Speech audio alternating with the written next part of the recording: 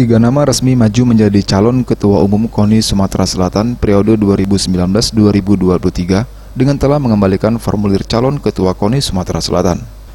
Ketiga nama yaitu M.A. Gantada, Henry Zainuddin, dan Denny Zainal.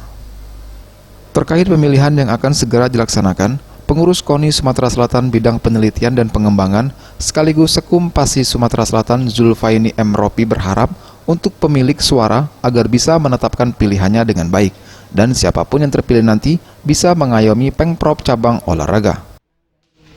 Mudah-mudahan saja KONI ini nantinya dapat betul-betul Pengprov baik itu fungsional maupun cabang olahraga plus KONI betul-betul menetapkan pilihnya untuk 4 tahun atau 5 tahun ke depan agar betul-betul pembinaan prestasi Sumatera Selatan lebih baik, karena ikon daripada KONI ini adalah pembinaan prestasi di Limpres, dan itu untuk dicapai tidak semudah apa yang kita pikirkan. Jadi harus dengan perbuatan seluruh Pengprov cabang olahraga, Pengcap dan klub-klub harus membina dari bawah.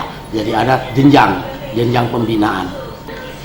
Yang kita butuhkan sekarang ini adalah sosok yang betul-betul dapat mengayomi Pengprov cabang olahraga, karena di bawah Pengprov cabang olahraga itu ada pelatih dan ada atlet dan pelatih yang harus kita urus agar betul-betul mereka itu merasa terayomi, dan mereka itulah yang menciptakan prestasi atlet di Sumatera Selatan.